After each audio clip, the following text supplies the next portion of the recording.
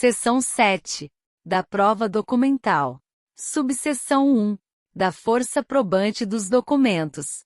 Artigo 405. O documento público faz prova não só da sua formação, mas também dos fatos que o escrivão, o chefe de secretaria, o tabelião ou o servidor, declarar que ocorreram em sua presença. Artigo 406. Quando a lei exigir instrumento público como da substância do ato, nenhuma outra prova, por mais especial que seja, pode suprir-lhe a falta. Artigo 407. O documento feito por oficial público incompetente, ou sem a observância das formalidades legais, sendo subscrito pelas partes, tem a mesma eficácia probatória do documento particular. Artigo 408. As declarações constantes do documento particular escrito e assinado, ou somente assinado, presumem-se verdadeiras em relação ao signatário. Parágrafo único. Quando, todavia, contiver declaração de ciência de determinado fato, o documento particular prova a ciência, mas não o fato em si, incumbindo o ônus de prová-lo ao interessado em sua veracidade. Artigo 409. A data do documento particular, quando a seu respeito surgir dúvida ou impugnação entre os litigantes, provar-se-á por todos os meios de direito. Parágrafo único. Em relação a terceiros, considerar-se-á datado o documento particular. Inciso 1. No dia em que foi registrado. Inciso 2. Desde a morte de algum dos signatários. Inciso 3. A partir da impossibilidade física que sobreveio a qualquer dos signatários. Inciso 4. Da sua apresentação em repartição pública ou em juízo. Inciso 5. Do ato ou do fato que estabeleça, de modo certo, a anterioridade da formação do documento. Artigo 410. Considera-se autor do documento particular. Inciso 1. Aquele que o fez e o assinou. Inciso 2. Aquele por conta de quem ele foi feito, estando assinado. Inciso 3. Aquele que, mandando compô-lo, não o firmou porque, conforme a experiência comum, não se costuma assinar, como livros empresariais e assentos domésticos. Artigo 411. Considera-se autêntico o documento quando: inciso 1. O tabelião reconhecer a firma do signatário. Inciso 2. A autoria estiver identificada por qualquer outro meio legal de certificação, inclusive eletrônico, nos termos da lei. Inciso 3. Não houver impugnação da parte contra quem foi produzido o documento. Artigo 412. O documento particular de cuja autenticidade não se duvida, prova que o seu autor fez a declaração que lhe é atribuída. Parágrafo único. O documento particular admitido expressa ou tacitamente é indivisível, sendo vedado à parte que pretende utilizar-se dele, aceitar os fatos que lhe são favoráveis e recusar os que são contrários ao seu interesse, salvo se provar que estes não ocorreram. Artigo 413. O telegrama, o radiograma ou qualquer outro meio de transmissão tem a mesma força probatória do documento particular, se o original constante da estação expedidora tiver sido assinado pelo remetente. Parágrafo único. A firma do remetente poderá ser reconhecida pelo tabelião, declarando-se essa circunstância no original depositado na estação expedidora. Artigo 414. O telegrama ou o radiograma presume-se conforme com o original, provando as datas de sua expedição e de seu recebimento pelo destinatário. Artigo 415. As cartas e os registros domésticos provam contra quem os escreveu quando: inciso 1. Enunciam o recebimento de um crédito. Inciso 2. Contém anotação que visa a suprir a falta de título em favor de quem é apontado como credor. Inciso 3. Expressam conhecimento de fatos para os quais não se exija determinada prova. Artigo 416. A nota escrita pelo credor em qualquer parte de documento representativo de obrigação, ainda que não assinada, faz prova em benefício do devedor. Parágrafo único. Aplica-se essa regra tanto para o documento que o credor conservar em seu poder quanto para aquele que se achar em poder do devedor ou de terceiro. Artigo 417. Os livros empresariais provam contra seu autor, sendo lícito ao empresário, todavia, demonstrar, por todos os meios permitidos em direito, que os lançamentos não correspondem à verdade dos fatos. Artigo 418. Os livros empresariais que preencham os requisitos exigidos por lei provam a favor de seu autor no litígio entre empresários. Artigo 419.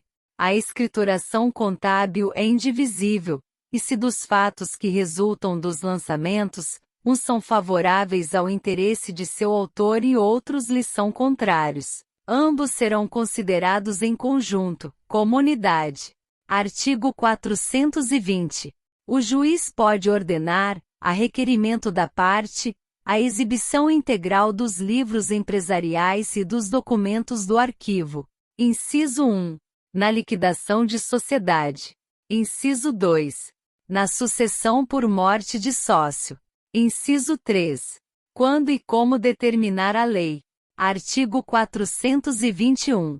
O juiz pode, de ofício, ordenar à parte a exibição parcial dos livros e dos documentos, extraindo-se deles a suma que interessar ao litígio, bem como reproduções autenticadas. Artigo 422. Qualquer reprodução mecânica, como a fotográfica, a cinematográfica, a fonográfica ou de outra espécie, tem aptidão para fazer prova dos fatos ou das coisas representadas, se a sua conformidade com o documento original não for impugnada por aquele contra quem foi produzida. Parágrafo 1º. As fotografias digitais e as extraídas da rede mundial de computadores fazem prova das imagens que reproduzem, devendo-se impugnadas, ser apresentada a respectiva autenticação eletrônica ou, não sendo possível, realizada a perícia. Parágrafo 2º. Se tratar de fotografia publicada em jornal ou revista, será exigido um exemplar original do periódico, caso impugnada a veracidade pela outra parte. Parágrafo 3º. Aplica-se o disposto neste artigo à forma impressa de mensagem eletrônica. Artigo 423.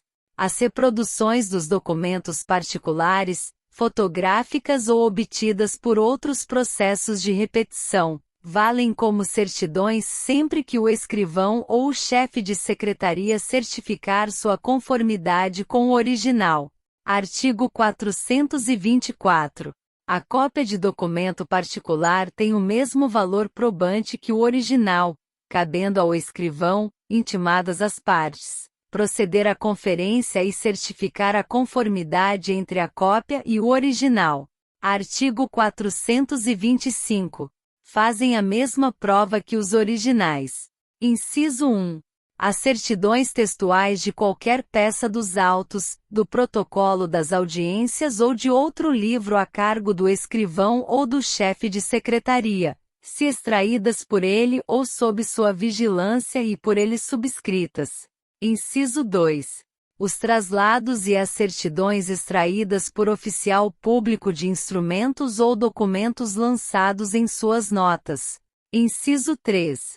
As reproduções dos documentos públicos, desde que autenticadas por oficial público ou conferidas em cartório com os respectivos originais. Inciso 4.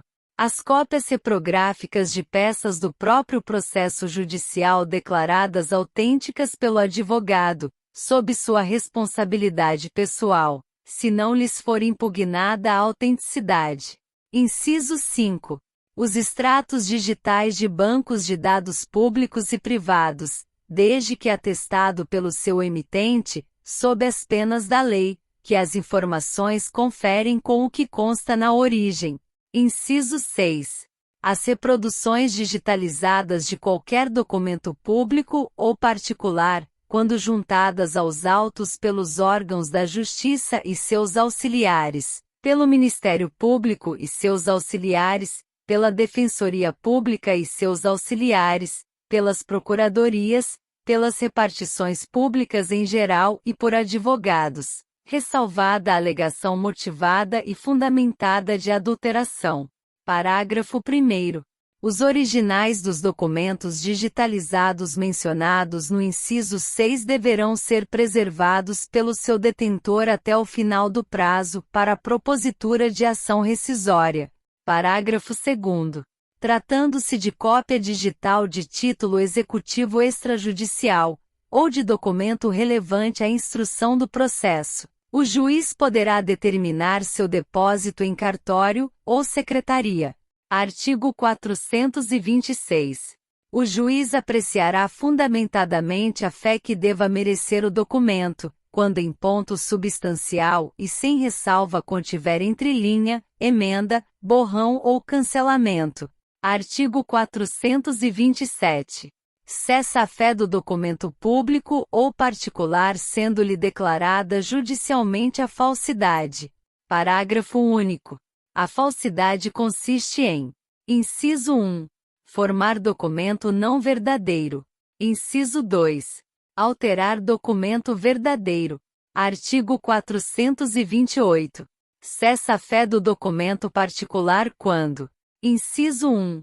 For impugnada sua autenticidade e enquanto não se comprovar sua veracidade. Inciso 2.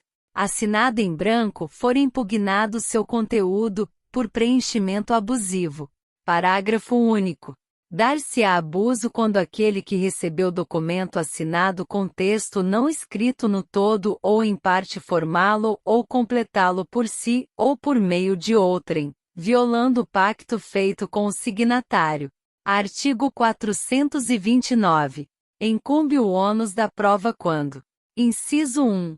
Se tratar de falsidade de documento ou de preenchimento abusivo, a parte que a arguir. Inciso 2. Se tratar de impugnação da autenticidade, a parte que produziu o documento. Subseção 2. Da arguição de falsidade. Artigo 430. A falsidade deve ser suscitada na contestação, na réplica ou no prazo de 15 dias, contado a partir da intimação da juntada do documento aos autos. Parágrafo único. Uma vez arguida, a falsidade será resolvida como questão incidental, salvo se a parte requerer que o juiz a decida como questão principal, nos termos do inciso 2 do artigo 19. Artigo 431. A parte arguirá a falsidade expondo os motivos em que funda a sua pretensão e os meios com que provará o alegado. Artigo 432. Depois de ouvida a outra parte no prazo de 15 dias, será realizado o exame pericial. Parágrafo único. Não se procederá ao exame pericial se a parte que produziu o documento concordar em retirá-lo. Artigo 433. A declaração sobre a falsidade do documento, quando suscitada como questão principal, constará da parte dispositiva da sentença e sobre ela incidirá também a autoridade da coisa julgada. Subseção 3. Da produção da prova documental. Artigo 434. Incumbe à parte instruir a petição inicial ou a contestação com os documentos destinados a provar suas alegações. Parágrafo único. Quando o documento consistir em reprodução cinematográfica ou fonográfica, a parte deverá trazê-lo nos termos do caput, mas sua exposição será realizada em audiência, intimando-se previamente as partes. Artigo 435. É lícito às partes, em qualquer tempo, juntar aos autos documentos novos, quando destinados a fazer prova de fatos ocorridos depois dos articulados ou para contrapô-los, aos que foram produzidos nos autos. Parágrafo único. Admite-se também a juntada posterior de documentos formados após a petição inicial, ou a contestação, bem como dos que se tornaram conhecidos, acessíveis ou disponíveis após esses atos, cabendo à parte que os produzir, comprovar o motivo que a impediu de juntá-los anteriormente, e incumbindo ao juiz, em qualquer caso, avaliar a conduta da parte de acordo com o artigo 5º. Artigo 436. A parte, intimada a falar sobre documento constante dos autos, poderá: inciso 1. Impugnar a admissibilidade da prova documental. Inciso 2. Impugnar sua autenticidade. Inciso 3.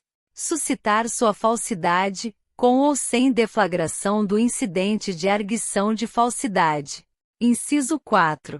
Manifestar-se sobre seu conteúdo. Parágrafo único. Nas hipóteses dos incisos 2 e 3, a impugnação deverá basear-se em argumentação específica, não se admitindo alegação genérica de falsidade. Artigo 437. O réu manifestar-se-á na contestação sobre os documentos anexados à inicial, e o autor manifestar-se-á na réplica sobre os documentos anexados à contestação. Parágrafo 1º. Sempre que uma das partes requerer a juntada de documento aos autos, o juiz ouvirá, a seu respeito, a outra parte, que disporá do prazo de 15 dias para adotar qualquer das posturas indicadas no artigo 436. Parágrafo 2º. Poderá o juiz, a requerimento da parte, dilatar o prazo para manifestação sobre a prova documental produzida, levando em consideração a quantidade e a complexidade da documentação. Artigo 438. O juiz requisitará as repartições públicas, em qualquer tempo ou grau de jurisdição. Inciso 1. As certidões necessárias à prova das alegações das partes. Inciso 2. Os procedimentos administrativos nas causas em que forem interessados a União, os Estados, o Distrito Federal, os municípios ou entidades da administração indireta. Parágrafo 1º. Recebidos os autos, o juiz mandará extrair, no prazo máximo e improrrogável de 1 mês, certidões ou reproduções fotográficas das peças que indicar e das que forem indicadas pelas partes, e em seguida, devolverá os autos à repartição de origem. Parágrafo 2º. As repartições públicas poderão fornecer todos os documentos em meio eletrônico, conforme disposto em lei, certificando, pelo mesmo meio, que se trata de extrato fiel do que consta em seu banco de dados ou no documento digitalizado. Seção 8. Dos documentos eletrônicos. Artigo 439.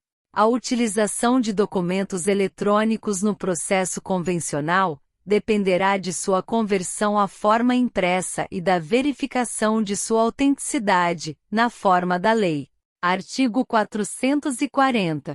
O juiz apreciará o valor probante do documento eletrônico não convertido, assegurado às partes o acesso ao seu teor. Artigo 441.